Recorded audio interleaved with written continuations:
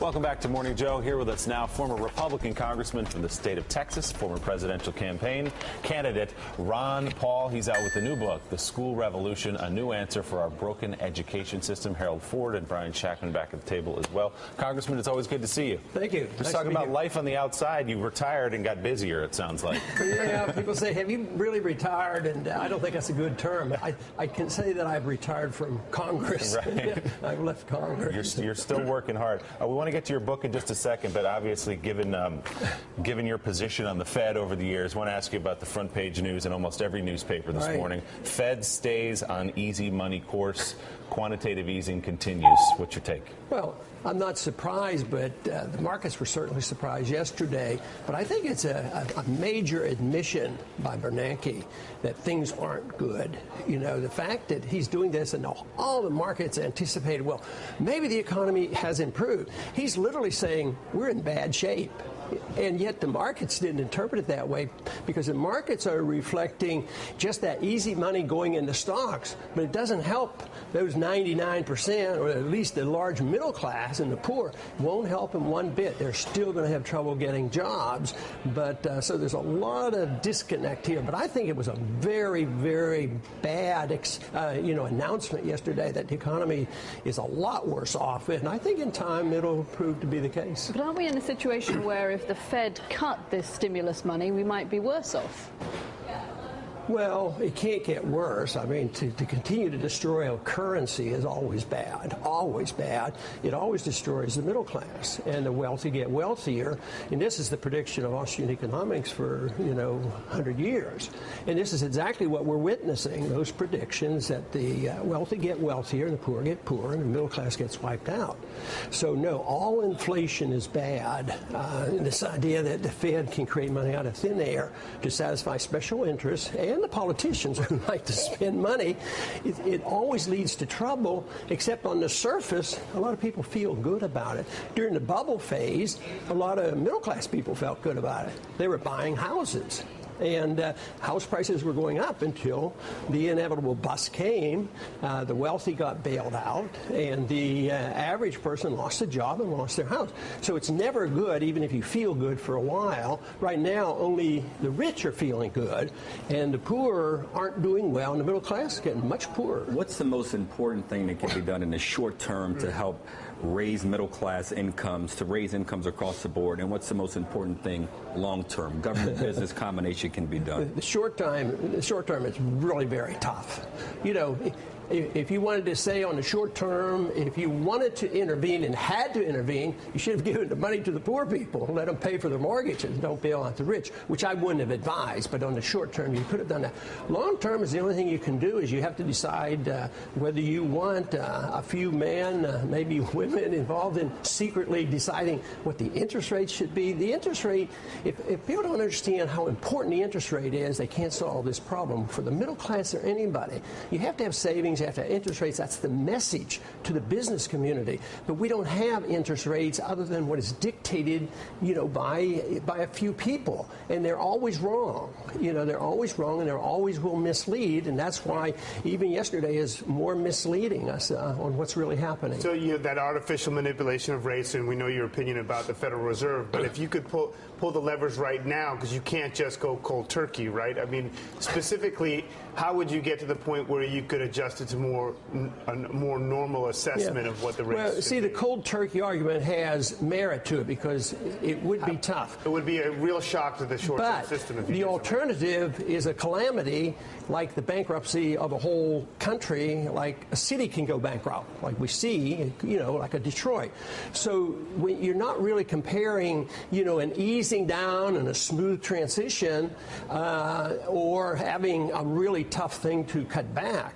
So there is no easy. There's no political answer. It's addiction. The people are addicted to spending. The politicians are addicted. The markets are addicted. And there's no chance that they're going to wean us off. And this is what Bernanke was saying yesterday. And the politicians aren't going to balance a budget next year. Matter of fact, what we have been taught for nearly 100 years is that's stupid to balance a budget. Because what you want to do is you want people to spend money and borrow money and print money. That's the thing that we have been taught they don't for really a long, believe long time. We can go bankrupt. no one really believes it in the populace that we can actually go bankrupt. So it's a reality they don't actually assess when they're looking at the economy because they don't believe it can happen. You're absolutely right, and that's why we're naive, and we've had the blessing of being able to issue the reserve currency of the world. So they're still taking our money. But if that were true, none of us would ever have to work again. We would just have the Fed, print money, and we would buy stuff from overseas. But that confidence in the dollar, the confidence in our foreign policy now is starting to shake a bit, and they go together. If they lose confidence in our foreign policy, lose confidence in our economy, and lose confidence in our dollars, you will see interest rates rising, and then that'll be the big issue because that will be the most significant expenditure, and nobody will have any control of it because if you have interest rates doubling or something, you can't legislate that down. Long term, for us to innovate, to come to your book, how do we repair an education system that can educate and prepare the next generation of leaders and job creators and innovators in the country? Slowly, and that is the approach. The goal that I have there is to offer an alternative to sort of what we're talking about, because we've been taught for so long a school of thought on economics and personal liberty and the importance of the individual versus everybody coming together and managing. I want people to be able to homeschool their children. Not everybody. This is designed to pick out the leaders who want to, and maybe 20% might be interested in doing this.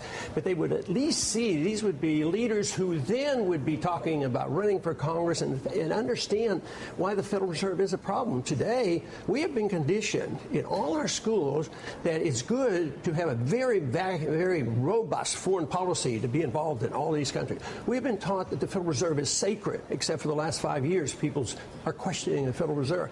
We have been taught that deficits are good and spending is good and borrowing is no problem. But we have to reverse that, and we have to. What's the correlation between homeschooling and getting a better understanding of the Fed? I mean, that's the whole thing is for me. My whole curriculum and everything I talk about is based on the freedom philosophy, which is what I've been talking about for 30 years. But so the education would be quite different. It would be something where young people would learn at their own pace. They would pick, and they would do it over the internet. It wouldn't cost as much, but they're going to be taught different economics. They would have a different perspective on history. For instance, every one of us has been taught that one of our greatest presidents was Woodrow Wilson. But if you're liberal or conservative, if you look at Woodrow Wilson, he violently abused our civil liberties. He was the one that told us that we had to march around the world. He was the one that changed our foreign policy. And I'd like to show that some of our presidents, the only great presidents, have been the warmongers. And maybe the people who argued for negotiations might be a better president. So it'll be a different approach, but it'll be upfront. It'll be the freedom philosophy. It'll be based on individual freedom and not a collectivist approach that the federal government runs everything down. Now we're coming up with a core curriculum and just more mandates and more controls. And how do you satisfy people who don't like the textbooks? There's no way you can solve that problem other than the fact offer people other choices. If you want to get to 20% of children being homeschooled, that's going to mean a vast drop in the number of women in the workforce, because it is largely women who are doing the homeschooling. A lot of women can't afford to give up their jobs to homeschool their children. A lot of families can't afford that. And do we actually want to be encouraging women not to take part in the workforce because we know how valuable that diversity is? I'm concerned about advocating homeschooling on this level when women are having such a hard time already staying in the workforce. Of course, those are the problems created by what I'm trying to correct, because they have to be in the workforce and they have to work and not take care of kids because of the system that we have, because it's survival for them. So you are absolutely right. There is a choice. Matter of fact, my wife and I are talking about this. Even if the conditions would have been bad in our public school system when we were raising our kids, we probably wouldn't have homeschooled, for various reasons. So it's not going to be for everybody. It's not like you're closing down the schools and everybody's going to be homeschooled. There's going to be choices to be made, and some people will go out of their way for their children.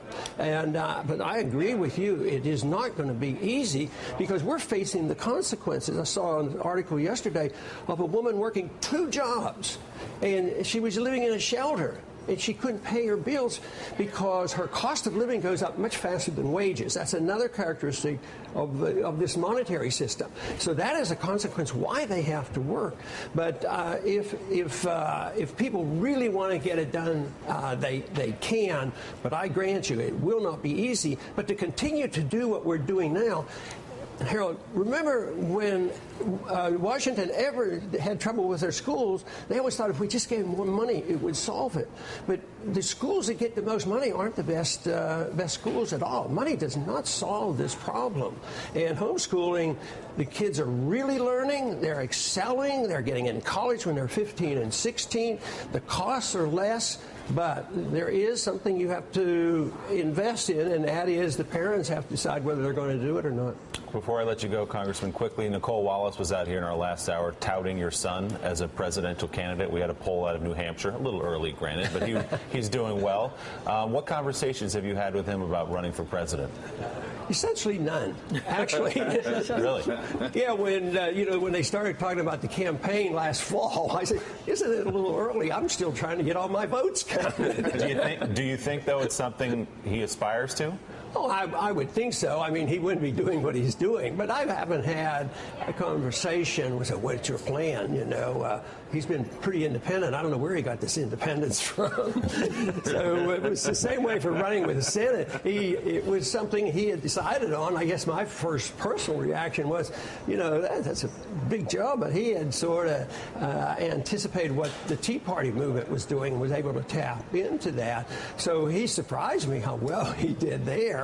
So, no, I think if you look at where he's traveling and which states he's going to, I would think it's on his mind. But actually, I haven't any personal conversations with him. But you think he'll run as a father's instinct? I would think that he's weighing it, and it depends on the circumstances. Sometimes in politics you can get beat up all of a sudden. But no, I'm sure he's weighing it. I think he's doing a very good job. All right, Congressman Ron Paul, thank you very much. The book again, The School Revolution: A New Answer for Our Broken Education System. Good to see you. Thanks for having me. Coming up, Google's latest venture.